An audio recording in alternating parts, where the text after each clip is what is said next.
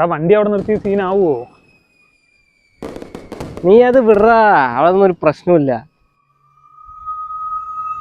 എടാ എന്നാലും രാത്രി ഈ പാടം വഴി തന്നെ പോണടാ. എന്തായാലും അമ്പലപ്പുരടിക്കുള്ള പോണ്. 10 മണി വരെ പൂജയുണ്ട്. അപ്പുറത്തില്ല എൻ്റെ വീട്. പിന്നെ എന്താ പ്രശ്നം? ഇപ്പോഴേ 10 മണിയായി. ഇനി എങ്ങനെ അമ്പലത്തിൽ പോയിട്ട്? മത്തായൻ്റെ വീടായിരുന്നു. ആളിപ്പം ആളുടെ കൂടെ തൃശ്ശൂരാണ്. ആൾ പോയപ്പോ തൊട്ട് പിന്നെ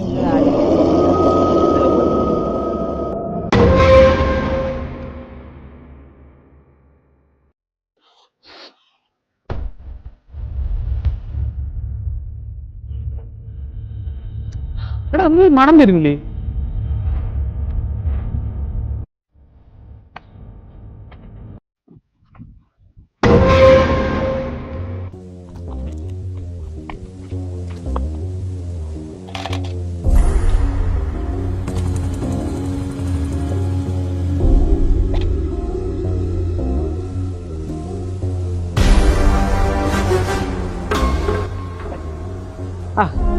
അയ്യോ ഏട്ടാ, ഞാൻ നിങ്ങളെ കണ്ടില്ല. ഇങ്ങനെയുള്ള വീട്ടില്ല, ഞാൻ ഒന്ന് എടുത്തിട്ടോളേ. പിന്നെ ആരിൻ്റെ അടുത്ത് നോക്കി നിൽക്കണം?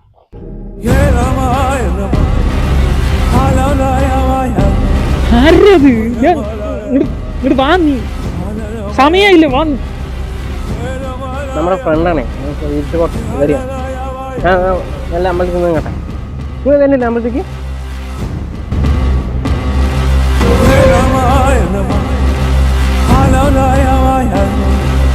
എന്തിനാ ആളെ വെറുതെ നോക്കി പഠിപ്പിക്കുന്നത്? അയാൾ അവിടെ ചില്ലടിച്ചിരിക്കട്ടെ, നീ എന്തിനിങ്ങനെ അയച്ചേ? നീ ഫ്രണ്ടിൽ നടക്ക്. കാളിലും കുടിച്ചിട്ട് അയാൾ എന്താണ്, ഏത് സംഭവമാണെന്ന് പോലും അറിയില്ല. ഈ രാത്രി 10-10:30 വന്നിട്ട് ഇവിടെ വന്നിരുന്നിട്ട് അയാൾ വെറ്റില് തന്നെയാണ്. അത്ര വെറ്റില് അയാളുടെ അടുത്തും പോയി വെറ്റില് വാങ്ങിച്ചിട്ട് എനിക്ക് എന്താ പ്രാന്താണെന്ന് എനിക്ക്. അത് മനുഷ്യനാണ്, എന്ത് സംഭവമാണെന്ന് പോലും അറിയില്ല.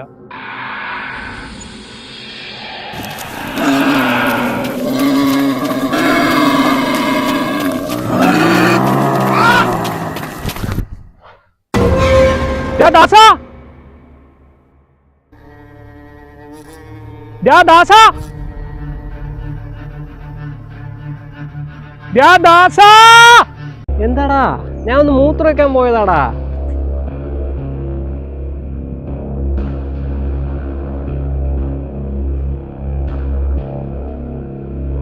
അവന്റെ ഒരു ഒടുക്കത്തെ മൂത്രമൊഴിക്കല്. എന്താടാ നിനക്ക് ഇത്ര പേടി? ഇത്ര ഉള്ള ധൈര്യം നിനക്ക്?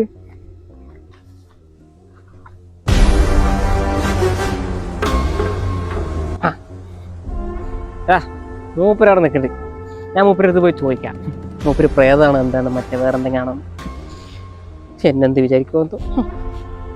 എവിടെ എനിക്ക് കാണില്ലടാ. ഇതെന്താ കാണില്ല?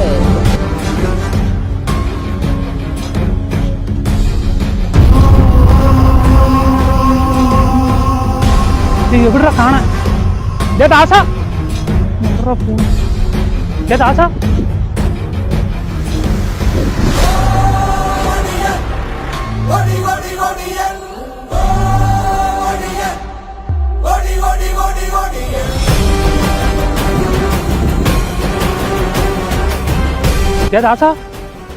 ദാസ, ദാസ,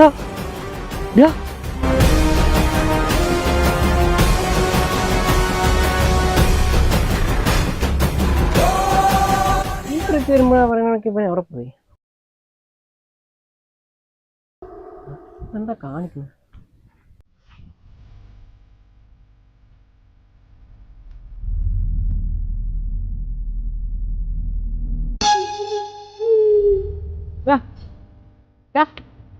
എന്താ കാണിക്കുന്നത്? എന്താണ് കേൾക്കണ്ടേ? എടാ അയാൾക്ക് എന്തോ ഒരു വശപശ ഉണ്ടോ?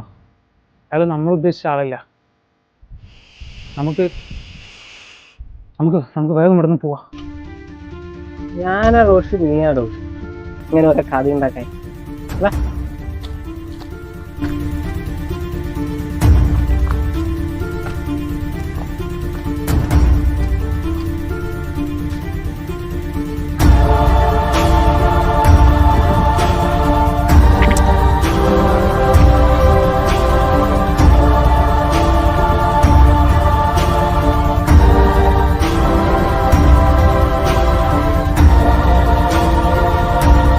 ദാസ, ഇപ്പൊ എന്താടാ? എടാ ഈ പാലത്തുനിന്ന് നിന്റെ വീട് വരെ പോകാൻ എത്ര സമയം പിടിക്കും? 15 മിനിറ്റ്. എടാ ദാസ, നമ്മൾ ഈ പാലത്തിൽ കൂടെ തന്നെ ഇതോടെ 4-5 തവണയാടാ വന്നുകൊണ്ടിരിക്കണം. എന്താ പറയണത് നീ? നമ്മളിപ്പല്ലേ ഈ പാലത്തേക്കേ വരുന്നേ. എനിക്കെന്താ എത്ര പ്രാവശ്യം പറഞ്ഞാലും മനസ്സിലാവാത്തത്? നമ്മൾ ഈ പാലം തന്നെ ഇതോടെ 4-5 തവണയാണ് നടന്നു വന്നുകൊണ്ടിരിക്കുന്നത്. എനിക്ക് വല്ല ബോധമുണ്ടോ ഞാൻ പറയണതിന്? ഞാനിവൻ എങ്ങനെയാ ഇനി പറഞ്ഞു മനസ്സിലാക്കുക? സമയം നോക്ക്, 12:30. നമ്മൾ 10:30ക്കാണ് ഇവിടെ വന്നത്. 2 മണിക്കൂറായിട്ട് നമ്മൾ ഈ പാലവും ഈ പാടവും തന്നെ നടന്നുകൊണ്ടേയിരിക്കുകയാണ്. എനിക്ക് വല്ല ബോധമുണ്ട് അവിടെ നടക്കണത്? എനിക്ക് ഇതിൽ കൂടുതൽ എങ്ങനെയാണെന്ന് എനിക്ക് പറഞ്ഞ് മനസ്സിലാക്കണമെന്ന് എനിക്കറിയില്ല. നമ്മൾ ഏറെ പെട്ട അവസ്ഥയാണ്. കാര്യമില്ലാതെ ഇങ്ങനെയൊന്നും പറയില്ല.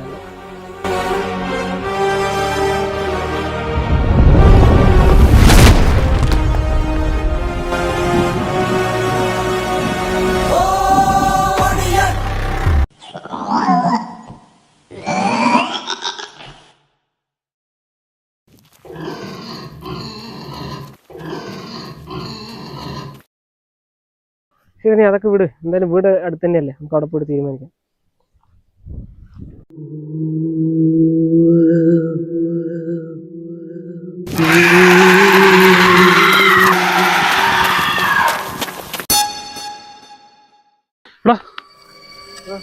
ഒരു സംഭവം വന്ന പോലെ തോന്നിയില്ല എനിക്ക്?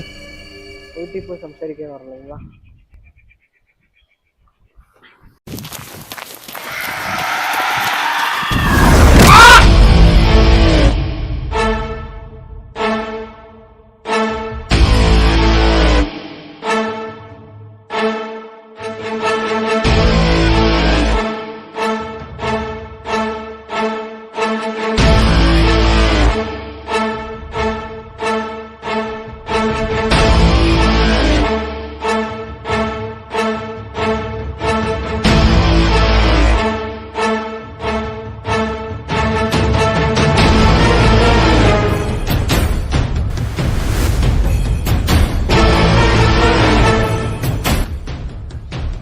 എന്താ വടിയൊക്കെ ആയിട്ട് ഞങ്ങളെ തല്ലി കൊല്ലൂലേ?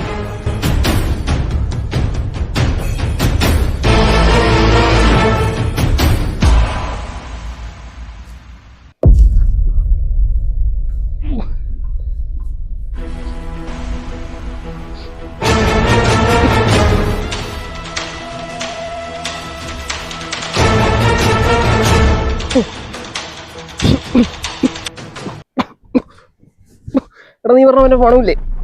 നല്ല രീതിക്ക് വരണം. എനിക്കിപ്പോ നിനക്ക് വരുന്നില്ല.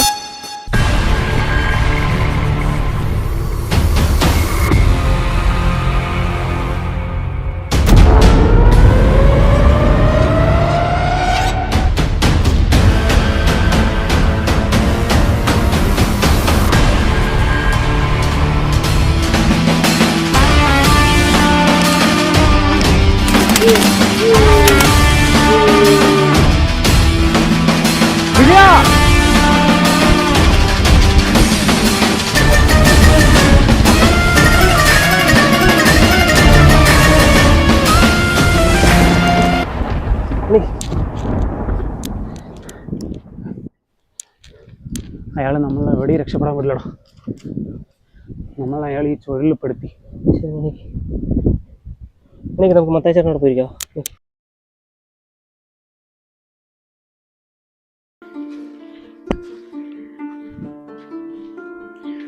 എടാ, അപ്പോൾ ഇതൊക്കെ സത്യമായിട്ടുള്ള കാര്യങ്ങളായിരുന്നു അല്ലേ? ഞാൻ മുത്തശ്ശി പറയാറുള്ള പഴങ്കഥകളാണെന്നാണ് വിചാരിച്ചത്. എടാ, നിനക്കിവിടെ നടക്കണ കാര്യത്തിനെ പറ്റി എന്തെങ്കിലും അറിയണമെന്നുണ്ടെങ്കിൽ നീ ഒന്ന് പറ. എനിക്ക് തലയാകെ പൊളിഞ്ഞു വന്നുകൊണ്ടിരിക്കണം.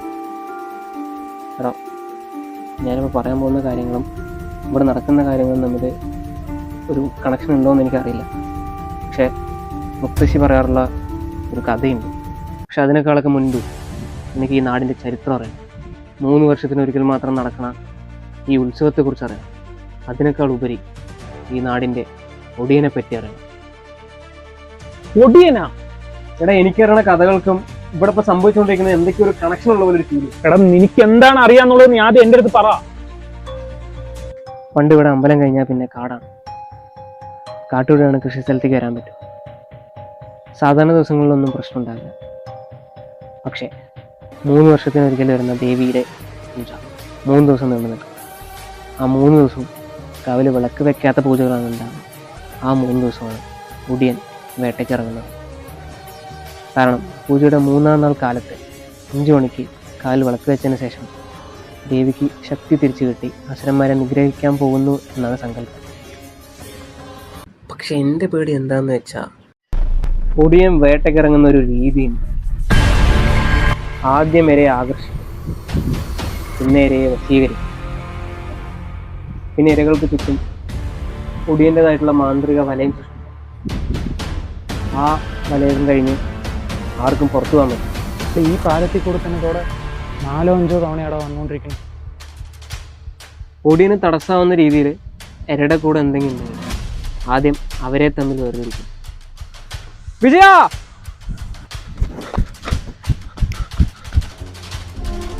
എടാ, ഒടിയന് തടസ്സമാകുന്ന രീതി എന്ന് പറയുമ്പോൾ ഒടിയൻ എന്തായിരിക്കും തടസ്സം? എടാ, എനിക്കും അതാണ് അറിയാത്തത്. അത് നോക്ക്. എടാ, എനിക്ക് വാ.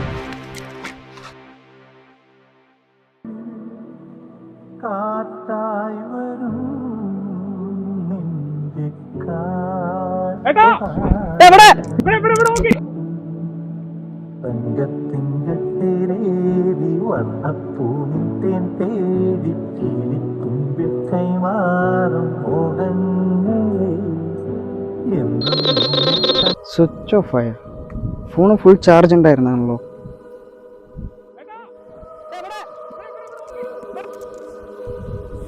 അമ്മ അപ്പോഴും പറഞ്ഞു ഈ വഴി കൂടി വരണ്ടെന്ന്. കേൾക്കണമായിരുന്നു. നമ്മൾ വിളിക്കുന്നത് ആൾ കേൾക്കണ്ടടാ.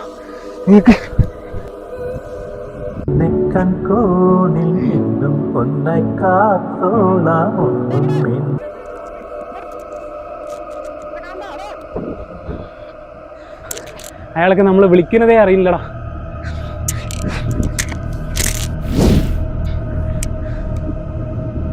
നമ്മളെന്തായാലും പൊട്ടാ, രക്ഷപ്പെടാനൊന്നും പോകണ്ട.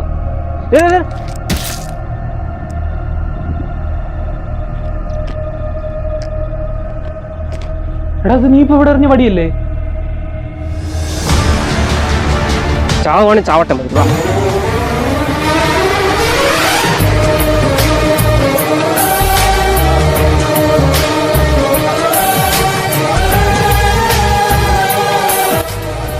നമ്മൾ പെട്ടടാ. നമ്മളിനി എങ്ങനെ രക്ഷപ്പെടാൻ നോക്കിയാലും നമ്മൾ അയാളുടെ കയ്യിൽ നിന്ന് രക്ഷപ്പെടില്ല.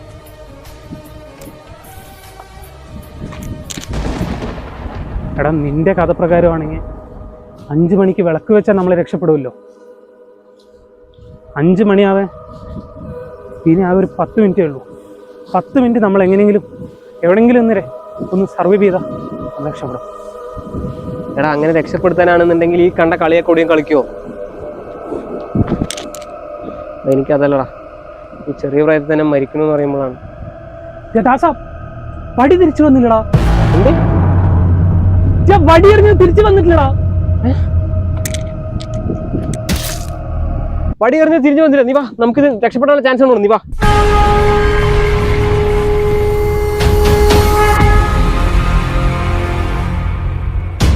എന്താ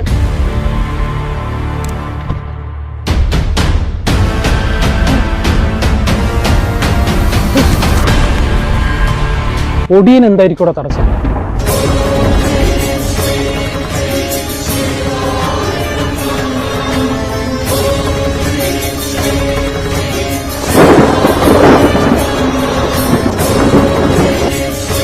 വിജയ ഓടാ.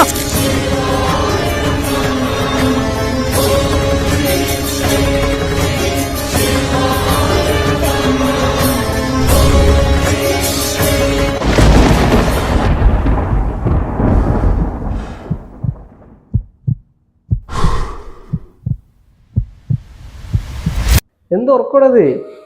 വർക്ക്ഷോപ്പിൽ വന്ന് നിൽക്കാൻ പറഞ്ഞപ്പോൾ ലൈബ്രറി പോകണമെന്ന് വന്നു. എന്നിട്ട് ലൈബ്രറിയുടെ സ്റ്റെപ്പിൽ തന്നെ കിടന്നുറങ്ങിയാ. കഴിഞ്ഞിട്ട് വണ്ടിൻ്റെ പണി. വണ്ടിന്റെ പണിയൊക്കെ കഴിഞ്ഞു. പക്ഷെ ഒരു ചെറിയ പ്രശ്നമുണ്ട്. നമ്മുടെ സുരേഷ് നാട്ടിനില്ലേ, പുള്ളി കാർ എടുത്തിട്ട് പോയി. എന്തോ അർജന്റ് ഉണ്ടെന്ന് പറഞ്ഞു. പുള്ളി ഡയറക്റ്റ് അമ്പലത്തിലേക്ക് വരാമെന്ന് പറഞ്ഞു. അപ്പൊ അവരോ? അവര് ഇവിടെ ഒരു കട്ട് റൂട്ട് ഉണ്ടോ, പാടം വഴി ഡയറക്റ്റ് പോയി കഴിഞ്ഞാൽ അമ്പലത്തേക്ക് എത്തും. അപ്പോൾ സുരേഷിന് അതറിയും. സുരേഷ് പിള്ളേരെ വിളിച്ച് പോയിട്ടുണ്ട്. ഞാൻ അത് പറയണത് നിന്നെ വിളിച്ച് കഴിഞ്ഞാൽ നിന്റെ ഫോണാണെങ്കിൽ സ്വിച്ച് ഓഫ്. ഞാൻ നിന്നെ വിളിച്ച് നമ്പറൊക്കെ അടിച്ചിട്ടൊക്കെ പോവാന്ന് പറഞ്ഞിട്ട് വന്നത്. എടാ നീ അവരിന് ഫോൺ വിളിക്കും. അവര് പാലം കയറാൻ പാടില്ല, പാലം കയറുന്നതിനുള്ളിൽ അവരിന് വിളിക്കണം. പ്രശ്നം എന്താ പ്രശ്നം? എനിക്ക് വിളിച്ചു, നീ അവരിന് വിളിക്ക്. വിളിച്ച് കിട്ടുന്നില്ലല്ലോ, സ്വിച്ച് ഓഫ് ആണോ? അവര് പാലം കയറുന്നതിനുള്ളിൽ അവരിന് പിടിക്കണം. പാലത്തിന്റെ പേര് ഇവനെങ്ങനെ അറിയുന്നു? ഇപ്പം വന്നിട്ടില്ലല്ലോ.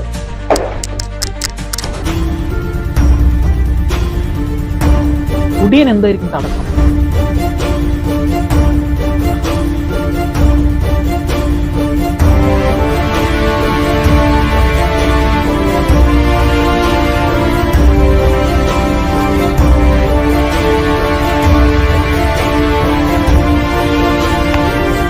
മത്തായേട്ടന്റെ വീട് കടന്നിട്ടുണ്ടാവോ എന്തോ അവര്.